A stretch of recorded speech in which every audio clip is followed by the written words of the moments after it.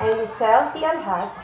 I'm going to discuss the confunctions identities and the sine sum and difference identities. Now, we want an identity for the sine of the sum of two angles. We say sine of alpha plus beta. Let's use some identities we already know to figure out this identity. So first, we'll use a cofunctions identity. So, the sine of u is equal to the cosine of pi over 2 minus u. So, we are going to let u as the value of alpha plus beta. So, the sine of alpha plus beta is just equal to the cosine of pi over 2 minus the quantity of alpha plus beta. So, distribute the negative and you're going to regroup using associative property. So, this is just equal to the cosine of the quantity of pi over 2 minus alpha minus b. So, using the cosine difference identity, so this is just equal to the cosine of alpha minus beta is equal to the cosine of alpha, cosine of beta, plus the sine of alpha, sine of beta. So, the cosine of pi over 2 minus alpha minus beta is just equal to the cosine of pi over 2 minus alpha times cosine of beta plus the sine of pi over 2 minus alpha times sine beta. From this identity, if we replace b with pi over 2 minus b, we have the cosine of pi over 2 minus the quantity of pi over 2 minus b is equal to the sine of pi over 2 minus b. So, the cosine of b is just equal to the sine of pi over 2 minus b. For the tangent function, we have the tangent of pi over 2 minus b is just equal to the sine of pi over 2 minus b over the cosine of pi over 2 minus b. So, the value of sine pi over 2 minus b is equal to cosine b. And the value for cosine pi over 2 minus b is just equal to sine b. So, cosine b over sine b is equal to cotangent b.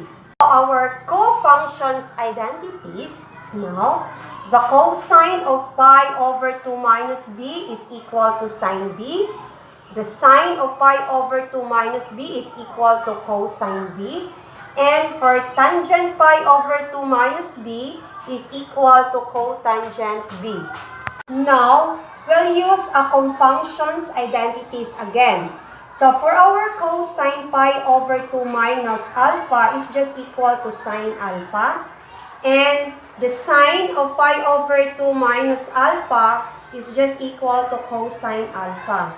So, using this cosine pi over 2 minus alpha minus b, so this is just equal to the cosine of pi over 2 minus alpha times cosine b plus the sine of pi over 2 minus alpha times sine b.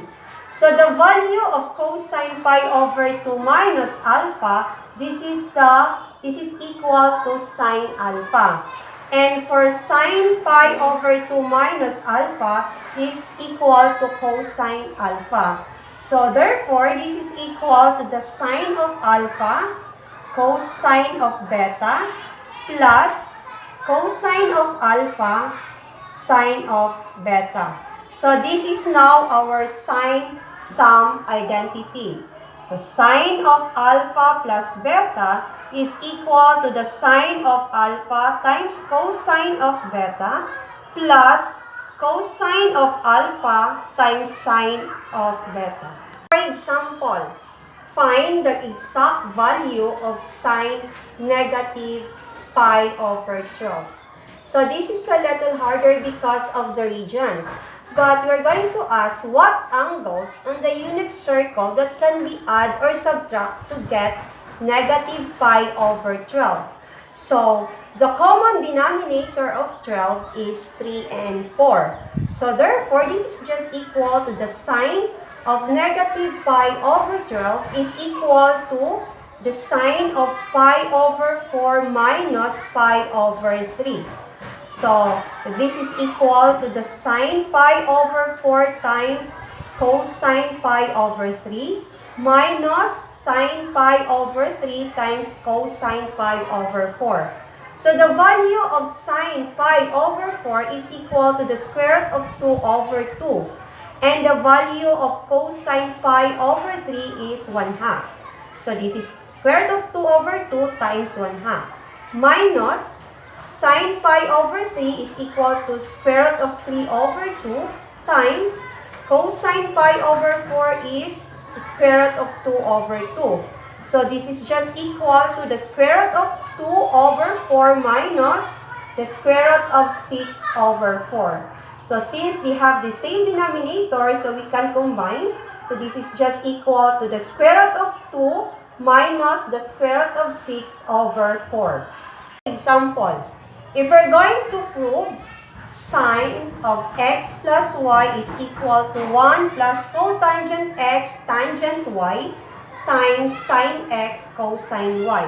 So, this is just equal to the sine of x plus y is equal to, you're going to distribute 1 or multiply 1 to sine x times cosine y. So, this is sine x cosine y. And multiply this one, cotangent x times tangent y to sine x cosine y. So, this is, so the sine of x cosine y plus the value of cotangent x is cosine x and sine x. And for tangent y, so this is sine y over cosine y. So, you just copy sine x times cosine y. So, this is equal to sine x cosine y plus cosine x sine y. So, the answer is sine times x plus y. This is now our sine, sum, and difference identities. So, the sine of alpha plus beta is equal to the sine of alpha cosine beta plus cosine of alpha sine beta.